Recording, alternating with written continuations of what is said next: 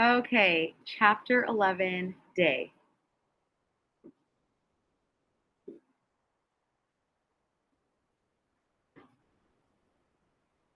The rules for watching and betting on a skiz fight are simple enough. So if you remember, the skiz fights are those like weird uh, underground like fights that happen in the bars. Number one, you pick who you think will win. Number two, you bet on that person. That's about it.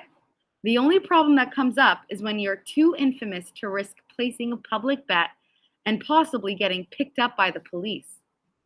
This afternoon, I'm crouched behind the chimney of a crumbling one-story warehouse.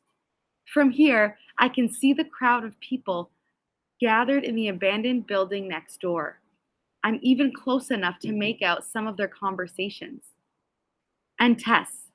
Tess is down there with them, her delicate frame nearly lost in the shuffle, with a pouch of our money and a smile on her face. I watch as she listens to other gamblers discuss the fighters. Also, if you remember in the last chapter that we read, it literally says here at the end, uh, our June goes to a bar and she stumbles upon a skiz fight. So I don't know, maybe they're at the same bar. I watch as she listens to other gamblers discuss the fighters. She asks them a few questions of her own. I don't dare take my eyes off her.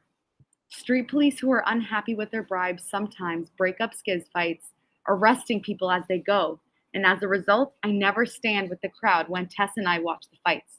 If they catch me and fingerprint me, it's over for both of us. Tess, though, is slender and wily. She can escape a raid much more easily than I can, but that doesn't mean I'll leave her on her own. Keep moving, cousin, I mutter under my breath as Tess stops to laugh at some young gambler's joke. Don't get too close to her, you trot. A noise comes from one end of the crowd. My eyes flick there for a second. One of the fighters is stirring up the onlookers by waving her arms and yelling. I smile. That girl is named Cade, or so the crowd's chants tell me. Cade is the very same bartender I met days ago while passing through the Alta sector. She flexes her wrists, then bounces on her feet and shakes out her arms. Cade has already won a match.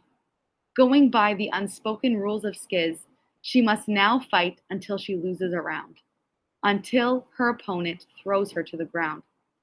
Each time she wins, she gets a cut of the overall bet on her opponent. My eyes wander to the girl she just picked out to be her next challenger.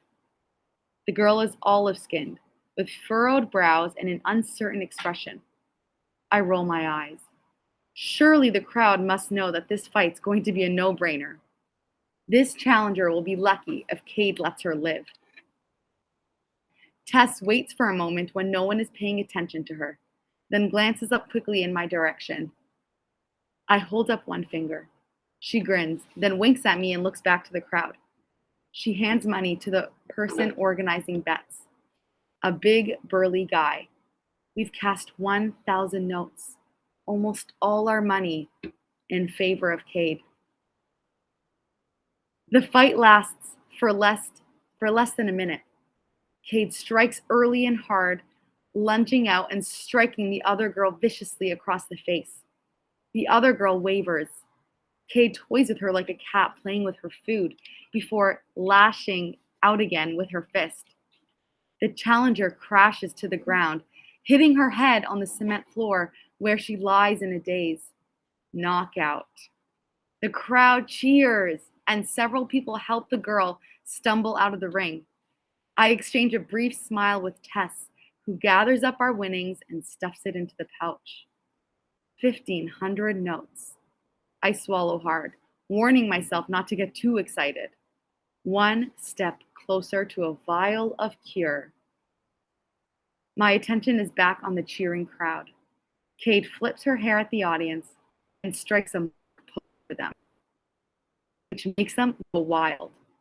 Who's next? The crowd chants back. Choose! Choose! Cade looks slowly around the circle, shaking her head or sometimes tilting it to one side. I keep my eyes on Tess. She stands on her tiptoes behind several taller people, straining for a good look. Then she taps them hesitantly on their shoulders, says something, and pushes her way forward. I tighten my jaw at the sight. Next time, I'll join her. Then she can sit on my shoulders and finally get to see the fights, instead of calling unwanted attention to herself. A second later, I bolt upright. Tess has pushed her way past one of the larger gamblers. He shouts something at her, something angry. And before Tess can apologize, I see him shove her roughly into the ring's center. She stumbles and the crowd roars with laughter. Anger boils up in my chest. Cade seems amused by the whole thing. "Is that a challenge, kid?" She shouts. A grin breaks out on her face. "You look like fun." Tess looks around, bewildered. She tries to take a step back into the crowd, but they block her path. When I see Cade nod her head in Tess's direction, I rise up from my crouch. This trot's going to choose Tess. Oh, hell no. Not while I'm watching. Not if Cade wants to live. Suddenly, a voice rings out from below. I pause. Some girl has made her way to the front of the ring where she stares at Cade. She rolls her eyes. "Doesn't seem like a fair fight," she calls out. Cade laughs. There's a brief silence. Then Cade shouts back, "Who the hell you think you are talking to me like that? Think you're better?" She points at the girl and the crowd lets out a cheer. I see Tess scurry into the safety of the crowd. This new girl has taken Tess's place, whether she meant to or not. I let out a long breath. When I've managed to calm down, I take a closer look at Cade's new opponent. She's not much taller than Tess, and definitely lighter than Cade. For a second, it seems like the crowd's attention has made her uncomfortable, and I'm ready to dismiss her as a real contender until I study her again. No, this girl is nothing like the last one. She's hesitating not because she's afraid to fight or because she fears losing, but because she's thinking, calculating. She has dark hair tied back in a high ponytail and a lean, athletic build. She stands deliberately with a hand resting on her hip, as if nothing in the world can catch her off guard. I find myself pausing to admire her face. For a brief moment, I'm lost to my surroundings. The girl shakes her head at Cade. This surprises me too. I've never seen anyone refuse to fight. Everyone knows the rules. If you're chosen, you fight. This girl doesn't seem to fear the crowd's wrath. Cade laughs at her and says something I can't quite make out. Tess hears it, though, and casts me a quick, concerned glance.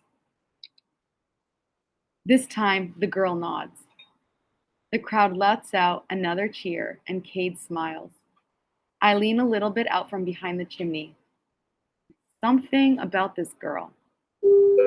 I don't know what it is, but her eyes burn in the light, and although it's hot and might be my imagination, I think I see a small smile on the girl's face. Tess shoots a questioning look at me. I hesitate for a split second, then hold up one finger again. I am grateful to this mystery girl for helping Tess out. But with my money on the line, I decide to play it safe. Tess nods, then casts our bet in favor of Cade. But the instant the new girl steps into the circle and I see her stance, I know I've made a big mistake. Cade strikes like a bull, a battering ram. This girl strikes like a viper.